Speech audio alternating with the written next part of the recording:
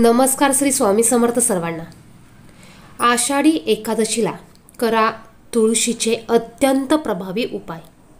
आर्थिक अडचण संकट दूर होतील। तुम्हालाही आर्थिक संकटातून सुटका हवी असेल तर देवशयनी एकादशीला तुळशीशी संबंधित हे उपाय अवश्य करा। या उपायांचा अवलंब केल्याने उत्पन्न आणि सौभाग्यामध्ये भरपूर वाढ होते। 1. तुपाचा दिवा अर्पण करा। तुळशी मातेजवळ तुपाचा दिवा लावा। यामुळे तुळशी माता प्रसन्न होऊन तुम्हाला आशीर्वाद देईल आणि त्यांच्या आशीर्वादाने देवी लक्ष्मी तुमच्या घरात वास करेल। 2. तुळशीचे उपाय। जगाचा पालनपोषण करणाऱ्या भगवान विष्णूंना प्रसन्न करायचे असेल तर देवशयनी एकादशी तिथीला स्नान आणि ध्यान केल्यानंतर भगवान विष्णूंची पूजा करा। यावेळी कच्च्या दुधात केशर आणि तुळशीची पाने मिसळून भगवान विष्णूंना अभिषेक करा। हा उपाय केल्याने विष्णू लवकर प्रसन्न होतात, यासोबत आर्थिक संकटही दूर होतात।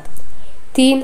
भगवान विष्णूंना तुळशी अत्यंत प्रिय आहे, त्यामुळे देवशयनी एकादशी तिथीचे स्नान व ध्यान करून भगवान विष्णूंची पूजा करताना तुळशी मातेची पूजा करावी। मात्र तुळशीच्या रोपाला पाणी देऊ नका। एकादशी पूजेच्या वेळी तुळशी मंत्राचा जप करा। यानंतर घराच्या उत्तर दिशेला तुळशीचे रोप लावावे। जर तुळशीचे रोप आधीच लावले असेल तर तुम्ही त्याच्या कुटुंबातील सदस्यांना तुळशीचे रोप दान करू शकतात। 4.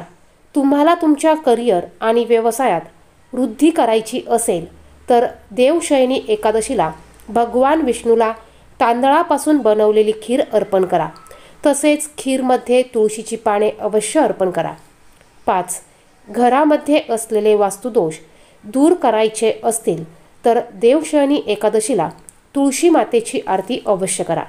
तुम्ही तुळशी मातेची आरती दोन्ही वेळी करू शकतात, म्हणजे पूजेच्या वेळी आणि संध्याकाळी। यामुळे घरात सुख समृद्धी आणि शांती नांदेल, तसेच उत्पन्न आणि सौभाग्य वाढेल। 6. उसाचा रस। तुळशीच्या रोपावर उसाचा रस अर्पण करणे देखील शुभ मानले जाते। 7. कच्चे दूध।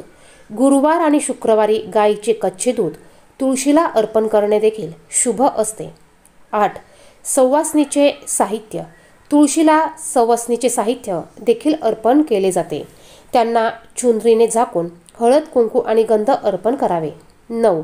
तांब्याचे पाणी। जेव्हा तुम्ही तुळशीला जल अर्पण करता तेव्हा ते पाणी काही तास तांब्याच्या भांड्यात ठेवा। त्यात थोडी हळद मिसळून ते पाणी अर्पण करावे। झाडावर कच्चे दूध किंवा उसाचा रस लागल्यास पाणी अर्पण करून काढून टाकावे, परंतु आषाढी एकादशीला आणि रविवारी तुळशीला जल अर्पण करू नये। 10. रविवारी आणि एकादशीला तुळशीला काहीही अर्पण करू नये।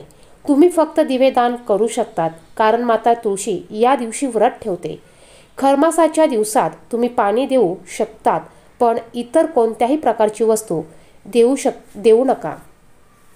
जर तुम्हाला लक्ष्मी नारायणाचा आशीर्वाद मिळवायचा असेल आणि तुमच्या घरात धनसमृद्धी वाढवण्याचा विचार करत असाल तर तुळशीच्या रोपाची चांगली काळजी घ्या आणि रोज तिची पूजा करा। पूजा करताना किंवा काहीही अर्पण करताना ओम नमो भगवते वासुदेवाय नमः या मंत्राचा जप करावा। एकादशीला प्रभू विष्णूंना केशर कालवलेल्या दुधाने अभिषेक करावे। याने प्रत्येक मनोकामना पूर्ण होते। एकादशीच्या दिवशी भगवान विष्णूंची पूजा करताना काही पैसे फोटोसमोर ठेवावे। पूजेनंतर पैसे आपल्या पर्समध्ये ठेवावे, याने धनलाभ होण्याची शक्यता असते। एकादशीच्या दिवशी ब्रह्ममुहूर्तावर उठून एखाद्या पवित्र नदीमध्ये स्नान केल्यानंतर गायत्री मंत्राचा जप करावा। माता लक्ष्मी प्रसन्न होते। या दिवशी पिवळे कपडे, पिवळे फळ आणि पिवळं धान्य विष्णूंना अर्पित करून या वस्तू गरजू लोकांना वाटाव्या, याने देवाची कृपा होते। एकादशीच्या दिवशी संध्याकाळी तुळशीसमोर गाईच्या तुपाचा दिवा लावावा आणि ओम नमो भगवते वासुदेवाय नमः या मंत्राचा उच्चार करत 11 प्रदक्षिणा घालाव्या। असे केल्याने घरामध्ये सुख शांती राहते आणि संकट टळतात। या दिवशी दक्षिणावर्ती शंखामध्ये पाणी भरून भगवान श्री विष्णूंचा अभिषेक करावा। असे केल्याने धनवृद्धीचा आशीर्वाद प्राप्त होतो। कर्जापासून मुक्तीसाठी या दिवशी पिंपळाच्या झाडाला पाणी घालावे आणि संध्याकाळी झाडाखाली दिवा लावावा। पिंपळाच्या झाडात प्रभू विष्णूंचा वास असतो असे मानले जाते. सुख समृद्धीसाठी या दिवशी या गोष्टी अवश्य दान कराव्यात. संसार सुखाचा होतो. 1. मेष या राशीच्या लोकांनी आषाढी एकादशीच्या दिवशी अन्नदान करावे. आजच्या दिवशी कुठल्याही धार्मिक स्थळावर बेलाचे रोप लावावे. हे तुमच्यासाठी चांगले असते. तसेच गहू, गोड पदार्थही दान करू शकतात. रुग्णालयात खिचडी आणि फळे दान करू शकतात. 2. वृषभ राशीच्या लोकांनी तांदूळ दान करावे. सुगंधी अगरबत्ती मंदिरात लावावी. सफेद कपडे कुठल्याही धार्मिक स्थळाच्या पुजाऱ्यांना दान करावेत. तसेच गाईला चारा किंवा चपाती तसेच गूळ खायला द्या. 3. मिथुन या राशीच्या लोकांनी हिरवं वस्त्र दान करावे. गाईला हिरवा चारा द्यावा. धार्मिक पुस्तकांचे वितरण नागरिकांत करावे. ते तुमच्यासाठी चांगले असते. 4. कर्क या राशीच्या लोकांनी तांदूळ दान करावेत. सफेद किंवा पिवळे कपडे दान करावे. लाभदायक असते. गाईला चारा द्यावा. 5. सिंह या राशीच्या लोकांनी गहू दान करावे. या राशीच्या लोकांनी गहू दान करावे. तसेच तांब्याचा सूर्य बनवून मंदिरात दान करावा. श्री हनुमानच्या मंदिरात लाल वस्त्र चढवावे. 6. कन्या या राशीच्या लोकांनी हिरव्या रंगाचे कपडे दान करावे. गाईला चारा द्यावा. मंदिरात घंटा चढवू शकतात आणि रुग्णालयात फळं देऊ शकतात. 7. तूळ या राशीच्या लोकांनी मंदिरात अगरबत्ती, कापूर चढवावं. सफेद कपड्याचं दान लाभदायक ठरल. सुगंधित अत्तर दान करावे. 8. वृश्चिक या राशीच्या लोकांनी गहू, मसुराची डाळ दान करावी. लाल कपडे दान केल्याने अनेक आजारांपासून मुक्ती मिळेल. 9.